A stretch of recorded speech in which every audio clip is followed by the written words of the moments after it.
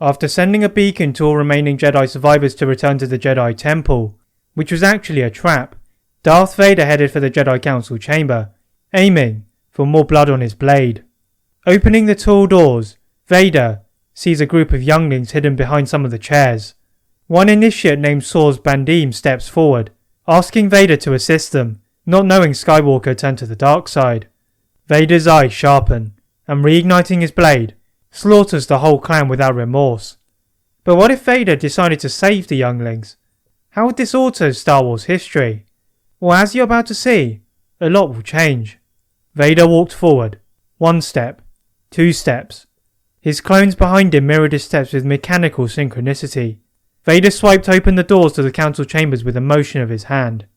In the corner, huddled close together, were a group of younglings. But it didn't matter to Vader.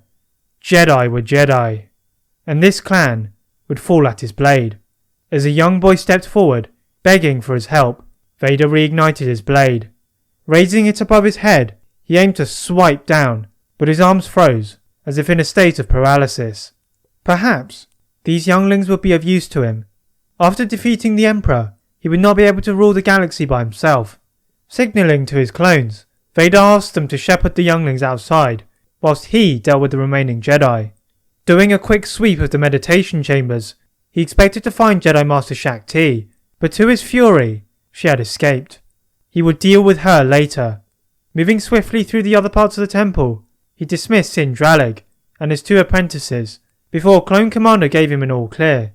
Behind him, his master emerged, and bowing to him, Sidious tasked Vader with eliminating the separatists on Mustafar. Leaving Sidious to clean up the political mess, Vader quietly took a small gunship and headed for Mustafar, with his younglings protected by the clones. He had wanted to thrust his lightsaber into Sidious right there and then, but knew he still had some use. Eventually reaching the lava-covered planet, Vader went alone to the Kliega Corp mining facility. Once inside the conference room, Vader wasted no time, and ruthlessly cut down the entire Separatist Council. Heading back to his gunship, Vader stopped in his tracks, as a heavily pregnant Padme rushed towards him, telling him of Obi-Wan's recollection of Anakin kidnapping younglings. Vader couldn't help but scowl at Padme's statement. He had no intention of kidnapping younglings. Ignoring Padme's pleas, Obi-Wan steps forward from Padme's starfighter, resulting in Vader igniting his blade. Padme continues to beg them to stop, but the once Master and Padawan ignore her and begin their duel. Matching each other strike for strike, Vader and Obi-Wan move through the complex, leaving a trail of destruction in their wake. Finally reaching a lava bank, Vader paused. Every fibre in his being wanted to jump over Obi-Wan and strike him down, but the thought of leaving the younglings without a teacher soon overwhelmed these thoughts. He would deal with the traitorous Jedi later. So using the Force, Vader throws several large rocks in Obi-Wan's direction, before heading down the lava river. Speaking into his comlink, Vader orders his clones to pick him up, just beside the now melting mining facility.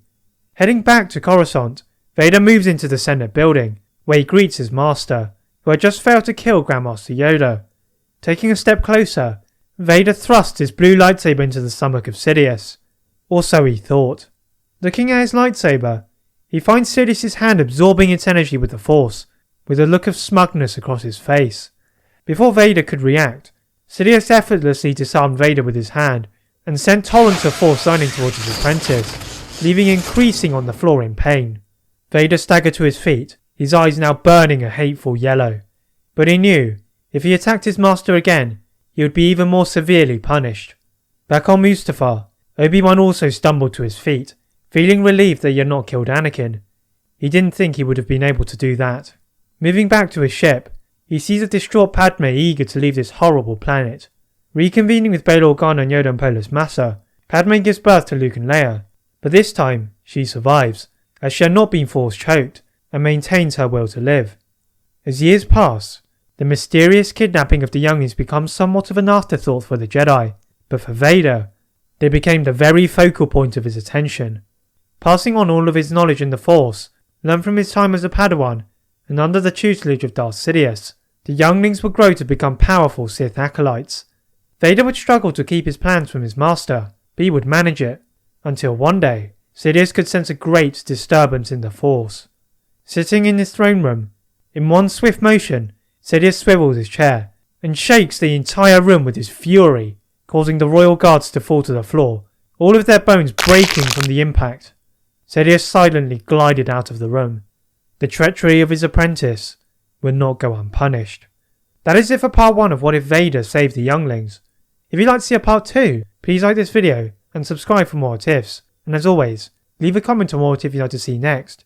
Thank you very much for watching, and see you next time.